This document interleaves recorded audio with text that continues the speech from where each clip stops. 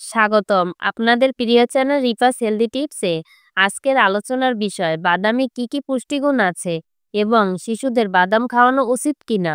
বাদাম শুধু সুস্বাদুই না, বরং এক একটা ছোট শক্তির খনি বলা চলে। চলুন জেনে নেই বাদামের কিছু চমৎকার পুষ্টিগুণ। Number 1, protein. বাদামে প্রচুর প্রোটিন থাকে, যা দেহের গঠন ও বৃদ্ধির জন্য খুবই দরকারি। নাম্বার 2, স্বাস্থ্যকর ফ্যাট।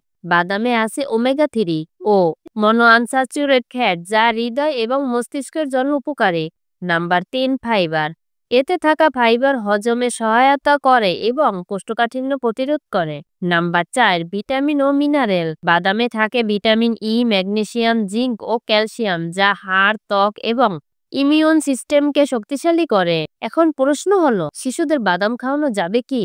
হ্যাঁ, তবে কিছু সাবধানতা অবলম্বন করতে হবে। যেমন 1 বছরের নিচে শিশুদের বাদাম না দেওয়াই ভালো, কারণ এটি চোকিং হ্যাজার্ড তৈরি করতে পারে। অনেক শিশুর বাদামে অ্যালার্জি থাকে। প্রথমবার খুব সামান্য দিয়ে রিয়েকশন দেখুন। যদি কোনো র্যাশ বা শ্বাসকষ্ট দেখা যায়, সঙ্গে সঙ্গে ডাক্তারের পরামর্শ নিন। বাদাম গুঁড়া করে অথবা পেস্ট করে খাবারের সাথে মিশিয়ে দিতে পারেন, যেমন দুধ, সেমাই বা পায়েসের সাথে। বাদাম স্বাস্থ্যের জন্য দারুণ উপকারী, তবে বয়স ও অ্যালার্জির বিষয়টা মাথায় রেখেই শিশুদের খাওয়ানো উচিত। আপনাদের যদি ভিডিওটি ভালো লেগে থাকে, তাহলে লাইক, শেয়ার এবং সাবস্ক্রাইব করতে ভুলবেন না। কমেন্ট করে জানাবেন আপনি আপনার শিশুকে কিভাবে বাদাম খাওয়ান। নতুন আরেকটি স্বাস্থ্য টিপস নিয়ে ফিরবো খুব শীঘ্রই। ততদিন পর্যন্ত ভালো থাকুন, সুস্থ থাকুন। ধন্যবাদ সবাইকে।